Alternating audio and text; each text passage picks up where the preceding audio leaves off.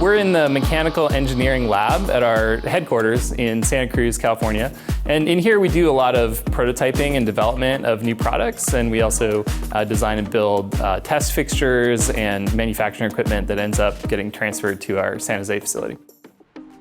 The original concept for Onewheel went back to something I was tinkering on in my garage around 2008, actually. And I worked on it for about 5 years, trying to create the feeling of snowboarding on powder and trying to combine some of these emerging technologies that I thought could build a really cool way to move through the world. We ended up launching on Kickstarter in 2014. Ever since then, it's been a nonstop ride, really, of expanding and introducing new products and kind of spreading it around the world.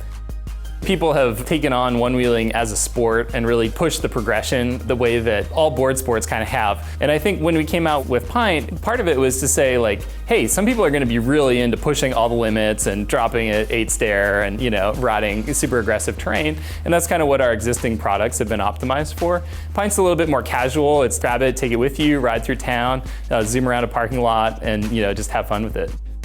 We raised a couple of rounds of investment early on, a seed and a Series A round, and that was really to expand the team and take on some new product development. Since then, we've actually become a profitable company, which is a little rare in the Silicon Valley universe by really focusing on building great product and being really hands-on the manufacturing. And that's opened up some cool freedom to build what we want to build and expand in the ways that we want to expand.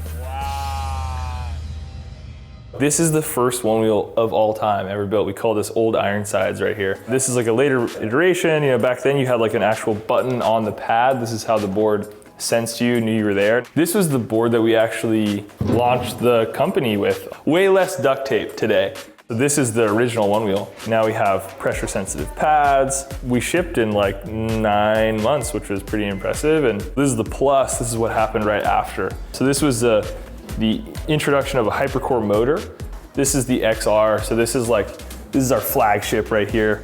It's like the Lamborghini mixed with like the Jeep Renegade. This is the Pint. This is smaller, it's lighter. This has got a mag handle, so you carry it completely differently. Super convenient for, just like life on the go. It's got the LED strip. It's just on the whole, it's more refined, I think. This thing goes 6 to 8 miles in about 16 miles an hour, although you get it up to speed and you feel like you're cooking. It's kind of like the Subaru WRX of the Onewheel line. This is like the Ford F-250. Quiet on set.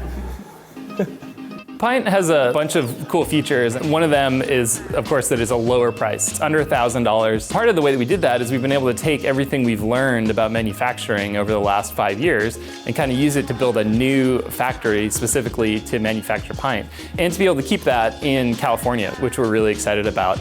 I think there's a lot of advantages to building domestically. Intellectual property is one. Another big one is just retaining the knowledge. You learn a lot making your product, and if you outsource it, someone else learns a lot about making your product. We're really more on the owned personal mobility side of things. One thing that's super important to one-wheel riders is personalizing their boards. So it's kind of the opposite, right? If a shared vehicle is like generic, they're all kind of the same and you have like no ownership of it versus, an owned thing that's got your stickers and your custom colors and like it's sort of your pride and joy, right? And from the very beginning, I said, I want to make something that people have this like emotional connection to. They want to get it for themselves. With things that we've been doing recently, like introducing new colorways and stuff like that, are just ways for people to like express themselves in their sort of owned personal mobility space.